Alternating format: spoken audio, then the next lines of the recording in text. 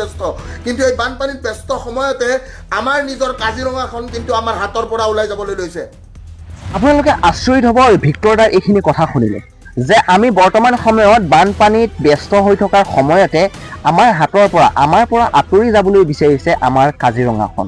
আপোনালোকে ভিডিঅ'টোৰ ভিক্টৰ দাৰ কথাখিনি আপোনালোকে শেষলৈকে শুনক, কোনো কাট নকৰিব যে আচলতে আমি যি সময়ত বানপানীক লৈ ব্যস্ত হৈ আছোঁ এই সময়তে আমাৰ কাজিৰঙাখন আমাৰ পৰা আঁতৰি যাবলৈ বিচাৰিছে বা আঁতৰাই নিবলৈ বিচাৰিছে। আৰু এই কাম কোনে কৰিব লৈছে, কি কাৰণে কৰিব লৈছে, ভিডিঅ'টোত আপোনালোকে সকলো শুনিলেহে গম পাব।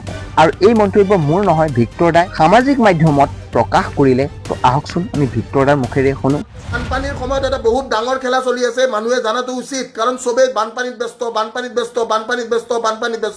কিন্তু এই বানপানীত ব্যস্ত সময়তে আমাৰ নিজৰ কাজিৰঙাখন কিন্তু আমাৰ হাতৰ পৰা ওলাই যাবলৈ লৈছে। আজি চবকে বানপানীত ব্যস্ত কৰি থৈ আমাৰ নিজৰ কাজিৰঙাখন কিন্তু আজি বানপানীত আমাৰ কাজিৰঙাখন কিন্তু আজি আমাৰ হাতৰ পৰা ওলাই যাব ধৰিছে। মোৰ প্ৰথম গোটেই অসমৰ ৰাইজক বুৰ্বক বনাই কি কৰিছে, বানপানীত সোমাই আছে, বানপানীৰ কথা, বানপানীৰ টপিক, কোনোবা ইউটিউবাৰে পইচা মাৰিছে, কোনোবা হেৰিয়ে কিবা কৰিছে, কোনোবা ইউটিউবাৰে পইচা মাৰিছে, কোনোবা কণ্টেণ্ট ক্ৰিয়েটাৰে পইচা মাৰিছে, ইহঁতক ব্যস্ত কৰ, অসমৰ ৰাইজক ব্যস্ত কৰ, এইবিলাকত ব্যস্ত কৰ। কিন্তু এই সময়তে কি হৈ আছে, অসমৰ কাজিৰঙাৰ দৰে জাগাত যোনটো ইউনেস্কো হেৰিটেজ চাইট, তাতে মাটি বিক্ৰীৰ কথা চলি আছে, মাটি লিজত দিয়াৰ কথা চলি আছে, তাতে চলি আছে 7 ষ্টাৰ হোটেলৰ কথা। কাজিৰঙাত 7 ষ্টাৰ হোটেলৰ দৰকাৰ আছে নেকি আপোনালোকৰ মতে? প্ৰণৱ দলে কোন হয়?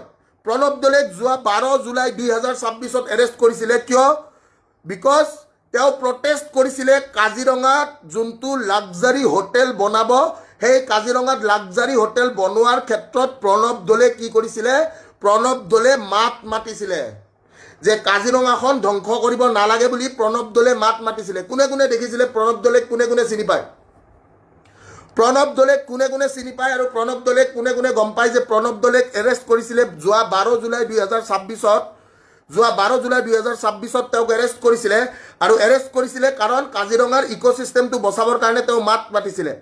তাৰপিছত 29 জুলাই 2026 প্ৰণৱ দলে কি বেল পাই যায়? প্ৰণৱ দলে বেল পাই গৈছিলে। প্ৰণৱ দলে কি পাইছিলে? বেল পাইছিলে। যেতিয়া প্ৰণৱ দলে বেল পালে, বেল পোৱাৰ লগে লগে NSA, যাক আসাম গভৰ্ণমেণ্টে ছেকশ্যন 3.2 যিটো ছেকশ্যন মোৰ ওপৰতো লাগিছিলে, NSA লগাই প্ৰণৱ দলেক ভিতৰত সোমাই থৈ দিছে। কিন্তু আজি প্ৰণৱ দলেৰ কাৰণে কোনেও মাত মাতা নাই। মই কোনো ইউটিউবাৰক দেখা নাই, কোনো কণ্টেণ্ট ক্ৰিয়েটাৰ দেখা নাই, কোনো ইনফ্লুৱেঞ্চাৰ দেখা নাই, কোনো দল দেখা নাই, কোনো সংগঠনক দেখা নাই প্ৰণৱ দলেৰ ওপৰত মাত মাতা। আপোনালোকে দেখিছে নেকি?